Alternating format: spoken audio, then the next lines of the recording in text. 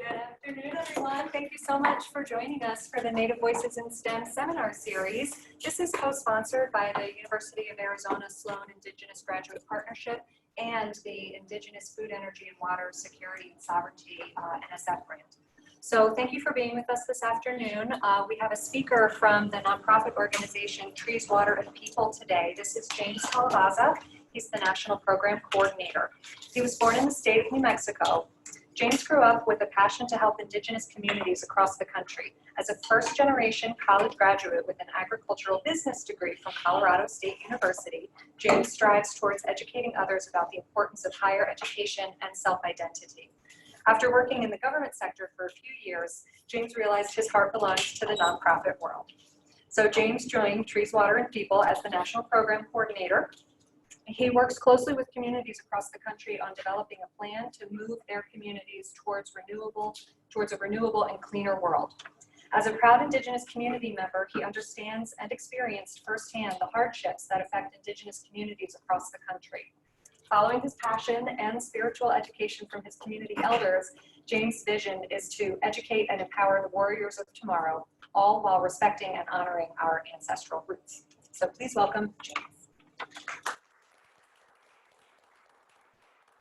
Everyone, thank you, Connor, for the introduction. It's my pleasure to be here with you all today. I'm loving Tucson already, my first time down here. And as Connor explained, my name is James Calabaza. I'm the National Program Coordinator for Trees, Water, and People.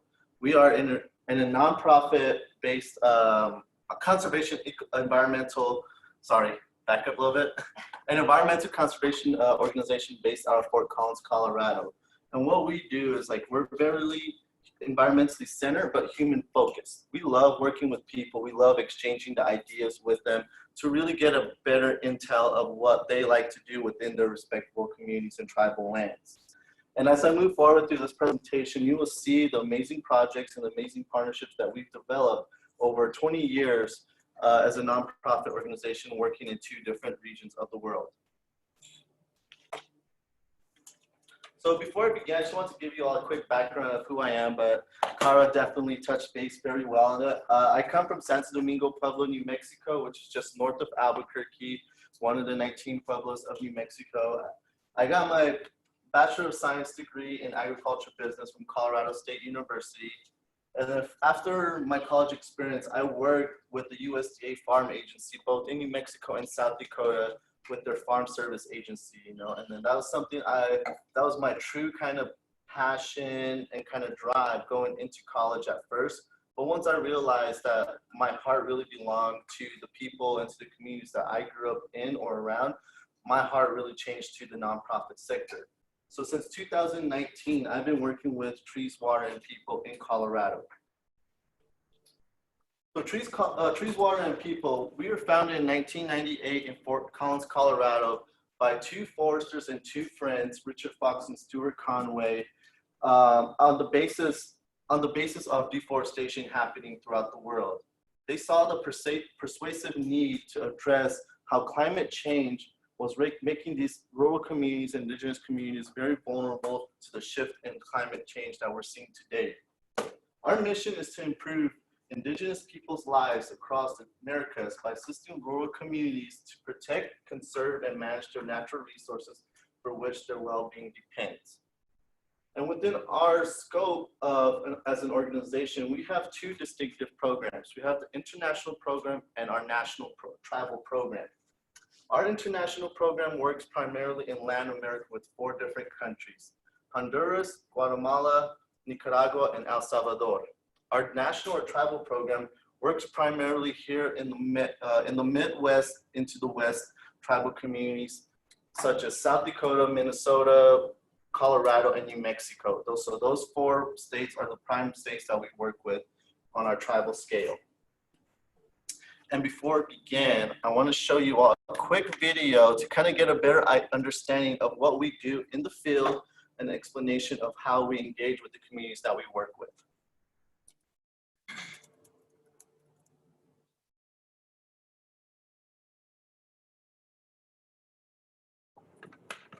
Ahora ya es un lajar que lo atravesó, viene desde la punta del volcán y lo atravesó todas las parcelas para abajo. Sí, pueden dar cuenta, esto que vemos aquí es la raíz del café. El café que todavía existe. Esto es la raíz, ¿bien? ¿Cuánto de vida? Coming back and seeing it and trying to, do what I can to, save things. And I just my spirit went down. It's very distressing to have to leave a place that your ancestors grew and farmed and lived on for centuries, literally. And that's what we're seeing a lot today. People not having a choice, not being able to feed their families where they are.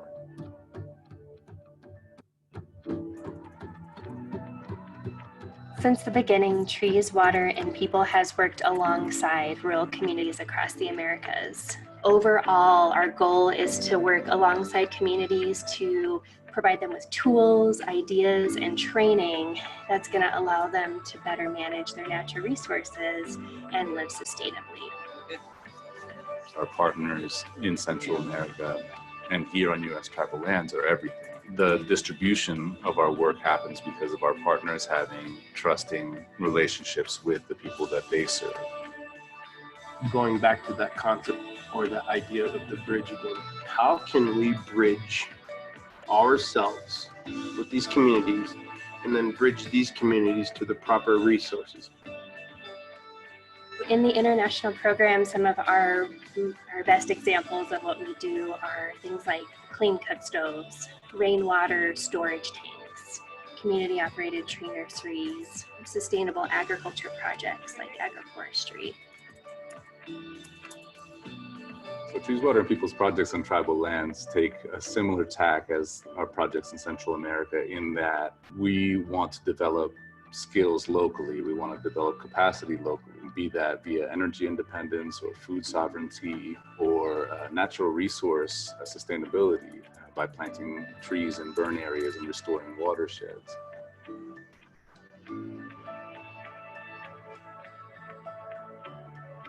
However, if we do lose our rural populations, we're losing the stewards of our watersheds, we're losing the producers of our food. A lot of these communities live very, very closely to protected areas or rely upon natural resources for survival. So some of these projects allow folks to better manage those resources that they depend upon while directly improving their health.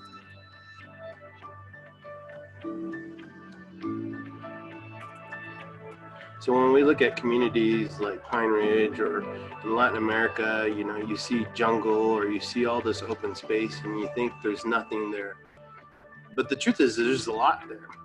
When you're giving to Trees, Water, and People, you're supporting a holistic community development model that has immediate short-term improvements to people's lives, but we focus on the long-term sustainability as well.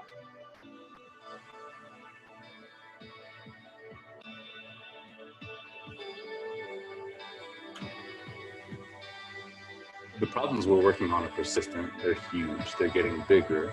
Our goal for the next 20 years is to really replicate as much as possible. And the way that we can do that best is by finding those supporters that are in it for the long haul.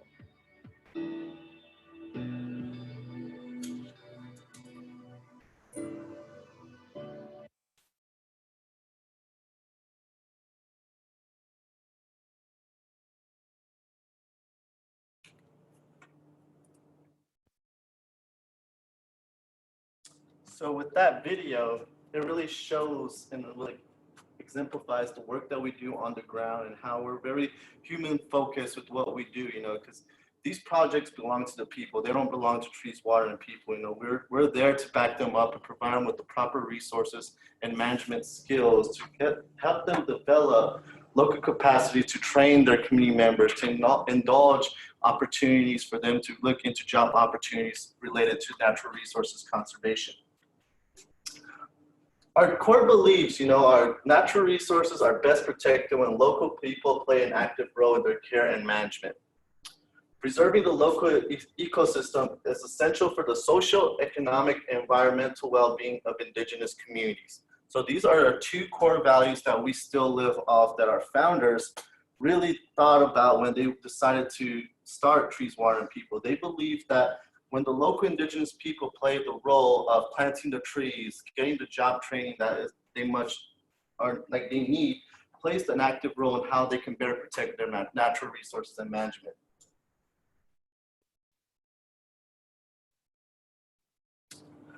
TWP values a lot of things in what we do, but some of the things that really come up with what we do that we value are authentic relationships. We want to build trust with the communities and the people that we work with.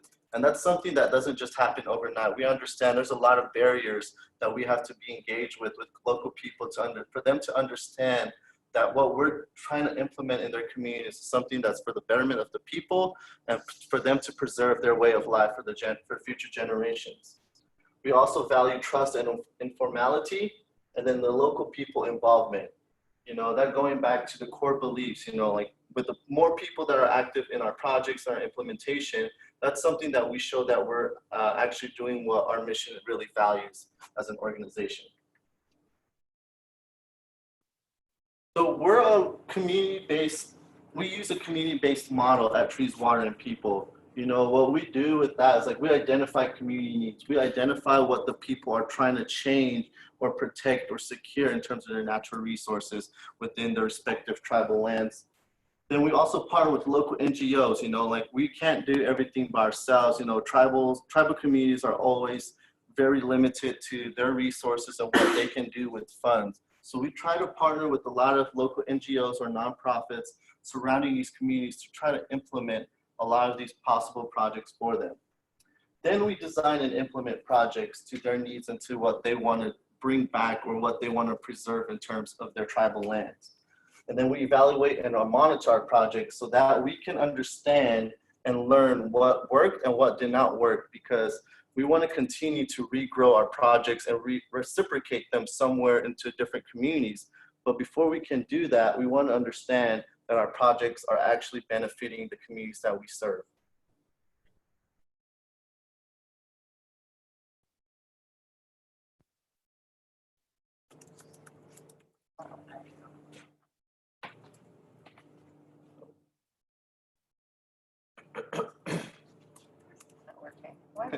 You want to click back on the PowerPoint, Cara, because you drugged the thing. There we go.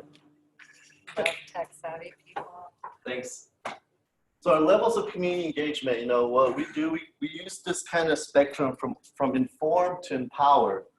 And this was designed by a faculty member at Pennsylvania State University to kind of use as an information to see where nonprofits or NGOs really kind of go in to help support these communities. So we go from inform to consult to involve to collaborate and empower. But with Trees, Water, and People, we come in right between the collaboration and the empowerment of tribal communities. We like for them to be involved and collaborate on the projects that we're trying to implement, but also empower them in ways so they can build sovereignty and security so they can start doing it internally with their own capacity and train others along the way. So Trees, Water, and People, our national program, that's our tribally program from what most people kind of know. It was started in 2002 with the Oglala Lakota Nation of Pine Ridge, South Dakota. We developed a partnership with Lakota Solar Enterprises owned by Henry Red Cloud. And then in 2018, Trees, Water, and People and Lakota Solar Enterprises opened up the Red Cloud Renewable Energy Center in Pine Ridge. And the Red Cloud Renewable Energy Center is a one-of-a-kind learning institution based there in the heart of OST land to really provide opportunities for Native American people from all across the world to develop training skills, learn opportunities in ways that they can be engaged with their natural resources, but also find the opportunity to start empowering others in their communities as well. Our national program projects, we focus primarily on 4 primitive projects. We focus on reforestation, renewable energy, food security, and energy efficiency. Reforestation is our longest and strongest program that we have within our national program. What it is it's an address on environmental conservation for tribal communities that have been devastated by wildfires or in the shift of climate change with the idea of drought, diseases coming to their lands. So that's what our reforestation program is all about. Our renewable energy it's an education-based program to empower tribal communities on the idea of energy independence for their people. And then we have food security, you know, like our whole goal for our food security is to reconnect indigenous people to culturally relevant foods so their diets can start improving down the road.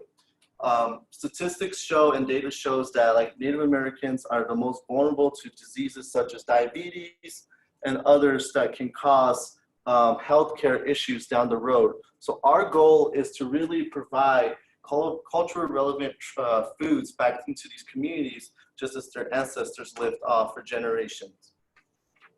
And then our energy efficiency program, you know, we support tribal communities by providing projects and programs so they can reduce their monthly utility costs. So most of that energy, most of that funds can be allocated to more uses that can provide them for their family and for their children or the community in general. Our renewable energy education program, you know, like I said, we provide tribal communities with the power of the sun and the warmth of opportunity so they can start re-engaging with the natural order of how Native people are really interconnected with the natural world. We facilitate educational workshops, hands-on trainings, and Native youth empowerment in 4 different states that we work in, you know. In partnership with We Care Solar, TWP leads their tribal program commitment by aligning the idea of solar and renewable energy into the minds of Native youth. And the reason why we really target our audience for Native youth is because we want them to understand that, like, as they grow and they mature, their voices are going to have to be heard someday, and they're going to be the leaders of tomorrow. And they're the ones who are designing these innovative projects or these development schemes that could really boost their local people. And it really is an empowerment measure because a lot of these children don't think their voices are being heard in their communities or the tribal communities that they come from. But after attending like our workshops and our training schedules, you know, they learn to work in teams, they learn how to effectively communicate and really relate back to how working with each other can be very, can excel them to appropriate the way that tribal communities work on a scale. So what we call that program is our Solar Warriors Empowerment Trainings. You know, the reason why we call it Solar Warriors Empowerment is because if you put that down to an acronym, it spells sweat. And for a lot of Native people, going into sweat can be hard, be challenging. You know, sweat is a traditional way for them to release energy, for release bad omens or something that where they just want to replenish and refill their bodies. And like learning something new, you know, learning about solar, learning about something to change in their respective communities. Going into sweat is hard and education can be hard. So that's why we provide them opportunities and springboard and entrepreneurship for them to understand that what you guys are learning here can be the basis for a foundation you guys are laying for the future. We also help increase students' confidence in STEM and also build problem solving skills for them to understand and develop. One of the bigger projects that we've done as Trees, Water, and People is working with the Oglala Sioux Nation up in Pine Ridge, South Dakota.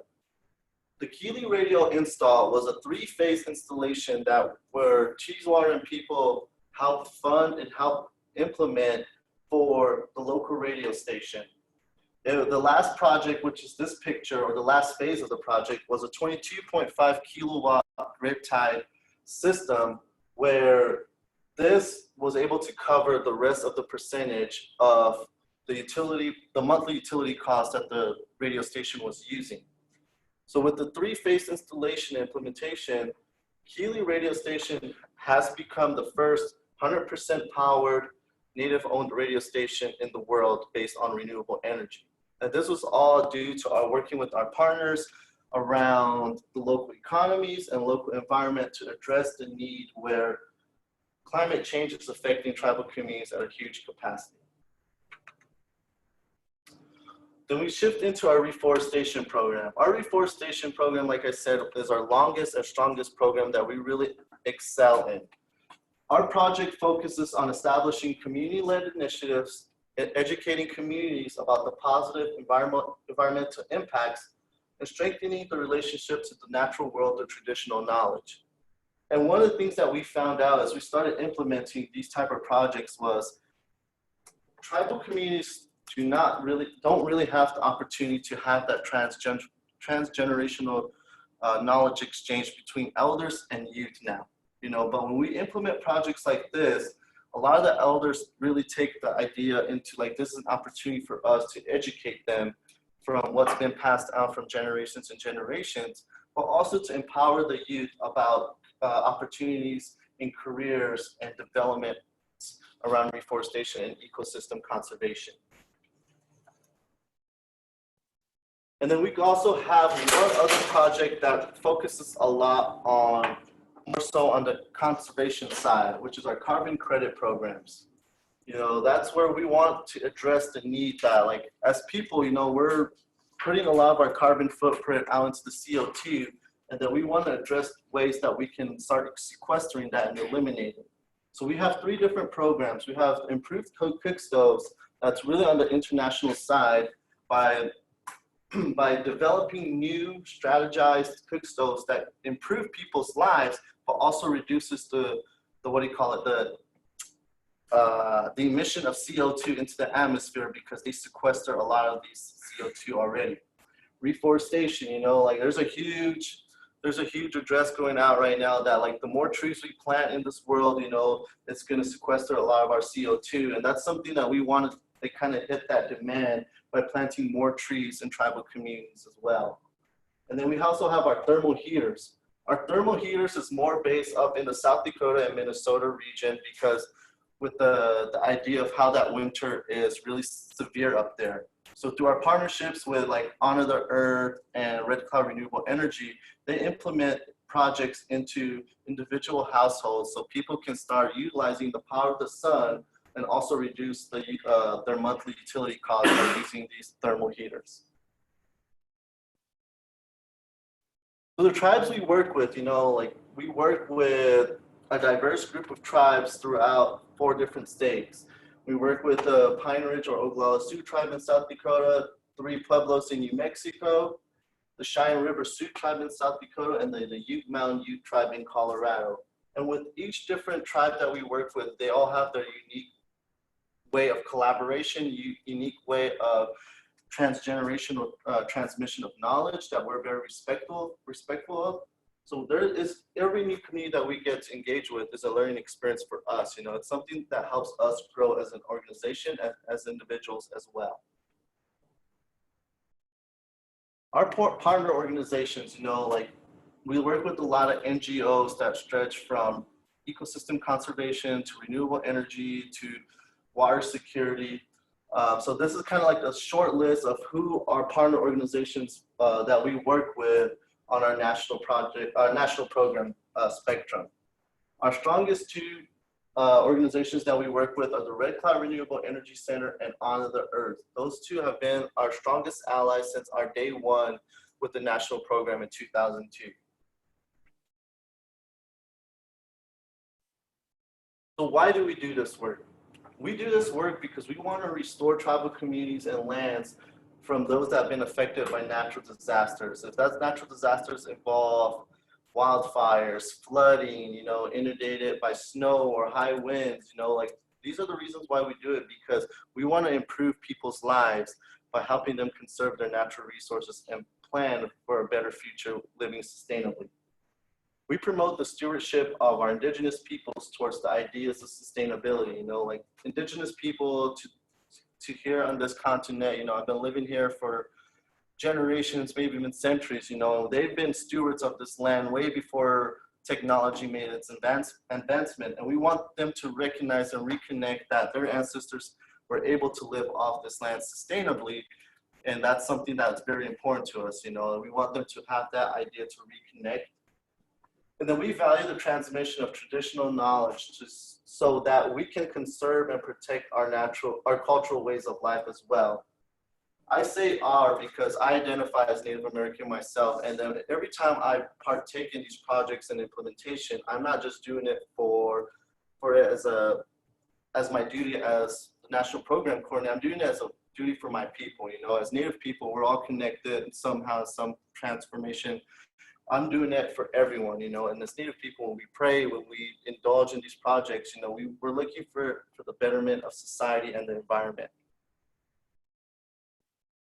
So moving forward, you know, like we want to continue to develop local tribal economies and provide skills to boost job opportunities. We want to expand our network of supporters and allies to meet the needs of all tribes in the U.S. And we want to collaborate with Indigenous student researchers and leaders to promote and support the well-being of our Indigenous peoples. And the last one is something that we cherish a lot. You know, we want to be able to be there for Indigenous students who are researching on ways and opportunities to start doing work within tribal lands or tribal communities by helping them providing internships, providing them workforce experience, training opportunities.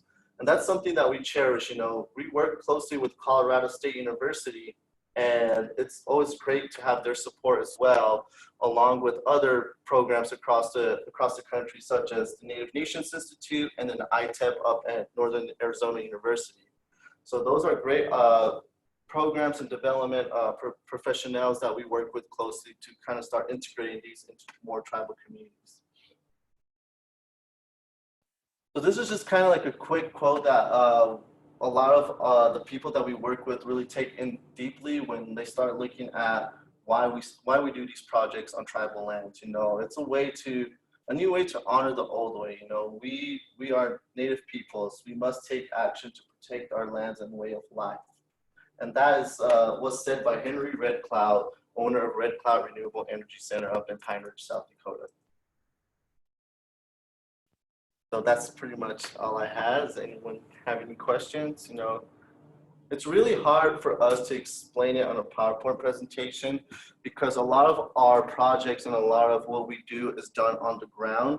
And then by really having those people who are interested in like supporting us or partnering with us, is just getting them out into the field, you know, having them listen to the people that are doing these projects or seeing it firsthand on what's going on is more valuable in a way than for someone like me having to talk on behalf of the communities that we work with. You know, like I mean, I work with the community that I come from, Santo Domingo, Pueblo, but when we do want people to understand the true benefit of what we're doing, we try to take them out as much as we can into the community so they can integrate what's going on already. So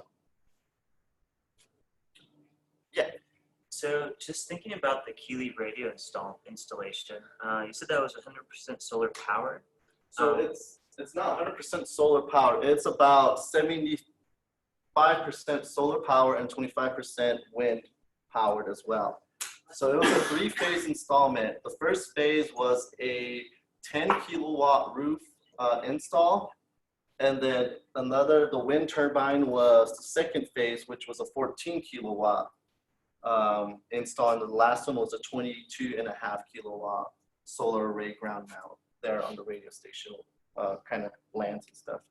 My question is, did you have a lot of the Indigenous peoples on the land help construct, or what was their involvement with the project? So they pretty much started from like day one, like on like what was bound to happen. You know, we did the analysis, we did the site surveying, and we always invite people from the local communities to come and understand why we do this, why we're inviting them, because someday, you know, they might have the idea they want to start a business like a solar renewable energy, but they need to understand the basics of how to get it going.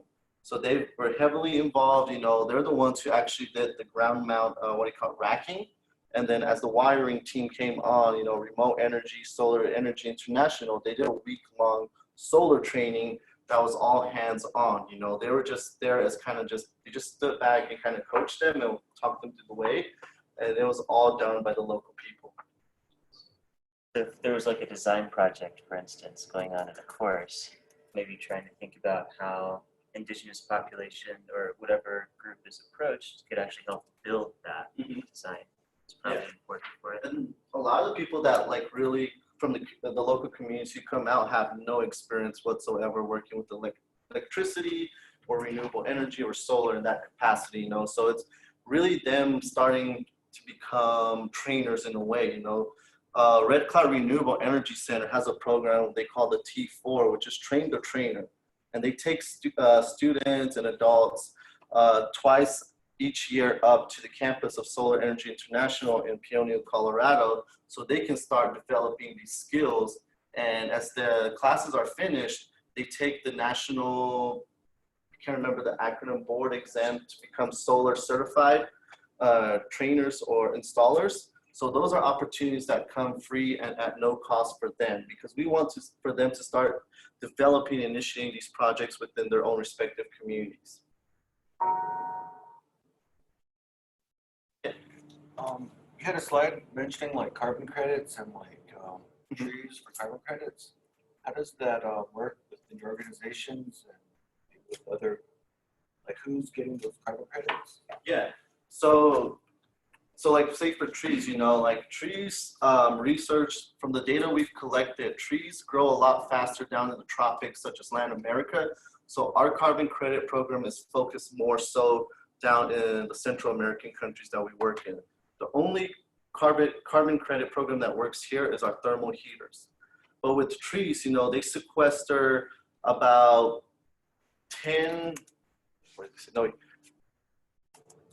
2 tons every 2 years from what the rate of the tree growth that we grow in Central America, you know.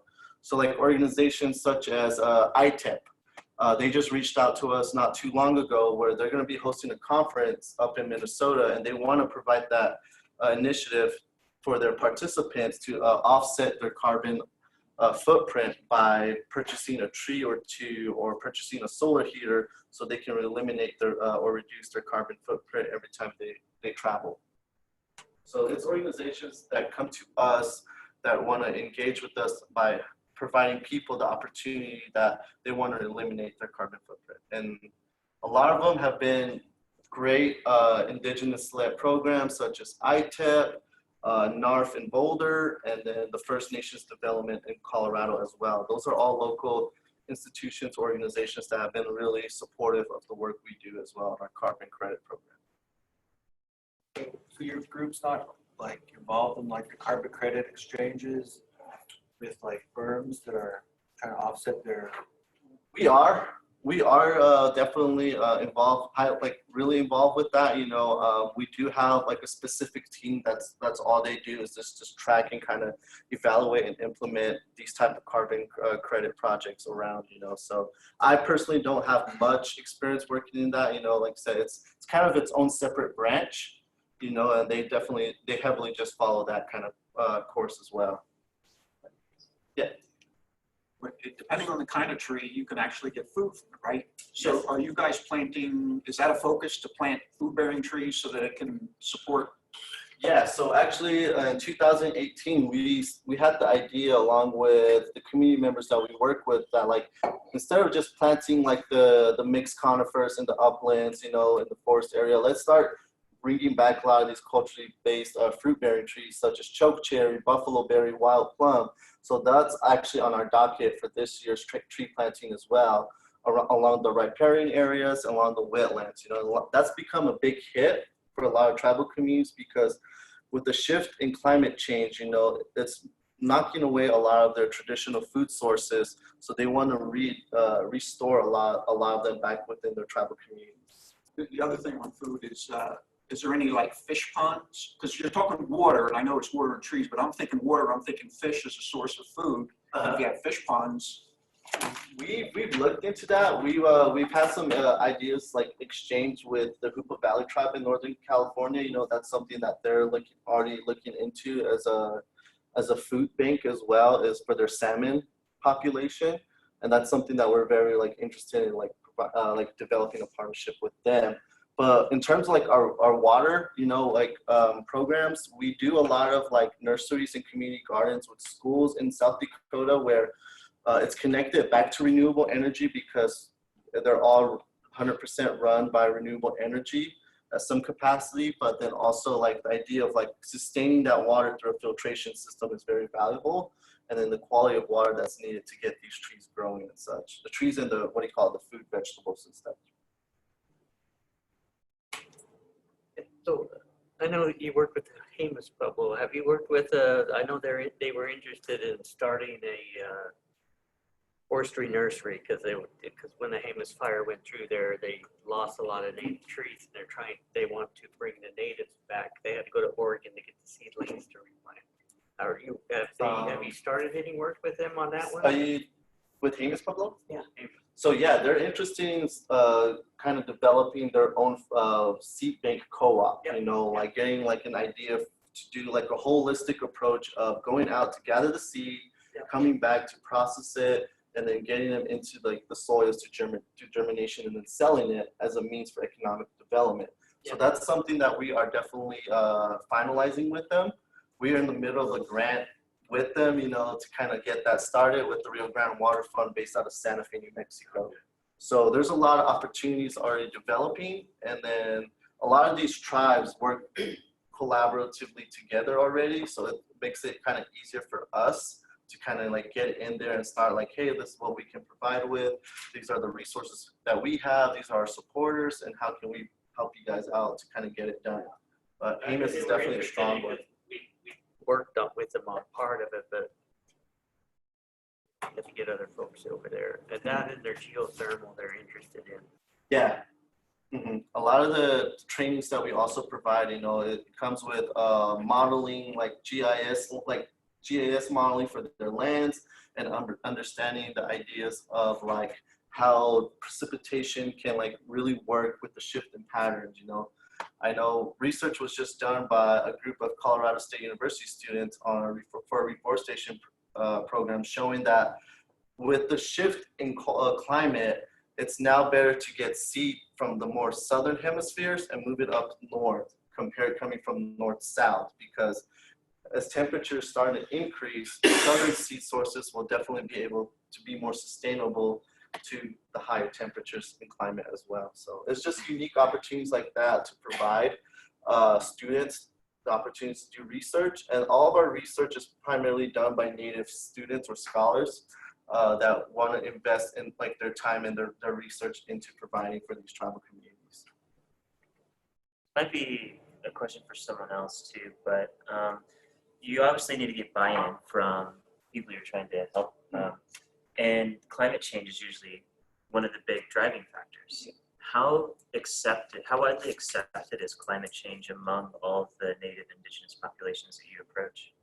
It's not the best kind of conversation to start with. You know, it's always a good, kind of idea to throw in there as well. You know, and a lot of them understand like what they've seen there primarily on their tribal communities, what's been affected.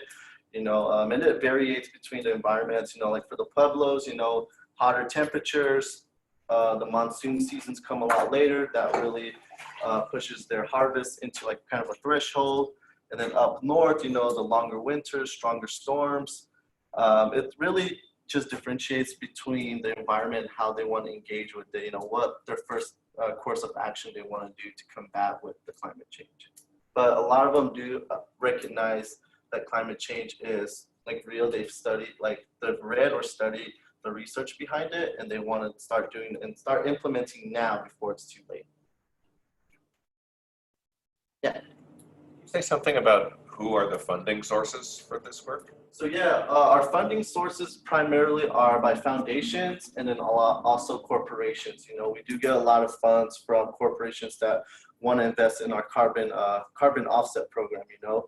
But foundations and individual donors are other two major, funds that we get for Trees, Water, and People. So foundations, you know, if that's private, if that's public, if that's state or federal agencies, you know, that we have a diverse group of funding opportunities that come our way. Yeah. For your partners and the communities you work with, has there been a need for like access to safe drinking water or potable water? Yeah, so the Pueblos, you know, after, so working with Jemez, you know, like going back, you know, They want to implement this nursery, kind of get it going. And then their next kind of thing on their docket is improving the quality of water, because a lot of these pueblos are downstream from Los Alamos National Laboratory. So there has been research done, and statistics show that there has been a lot of arsenic involved in the Rio Grande water kind of river. So a lot of them are starting to push towards initiating water quality projects, because it is damaging a lot of these communities, both at the human scale and livestock and the farm scale as well. How close are they until like actually starting a project, like a water treatment project? Water treatment probably won't be until like another year or two, from what they were saying. You know, one of the difficulties with working with, like, say, the New Mexico tribes is like the turnover. You know, they always bring in newly elected government officials each year. So once they can't really set out a course like just right away. So it's always been a difficulty that they've understand that they need to develop, but they're looking to get it done in the next year or two to get something going. But then they also have a lot of support, not just from us, but like the state agencies, BIA, and also National Park Service as well is really interested in providing some type of funding or training exercises that can help make that happen.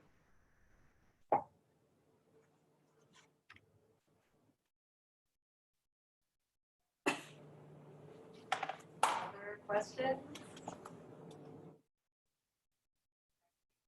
Well, thank you everyone for joining us today.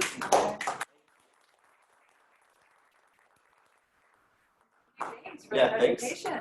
So I hope to see everybody at our next Native Voices in STEM seminar series. It's our alumni lunch series featuring Dr. Joseph Brewer, and that will be on March 19th at noon in this building. Join us for lunch and the seminar.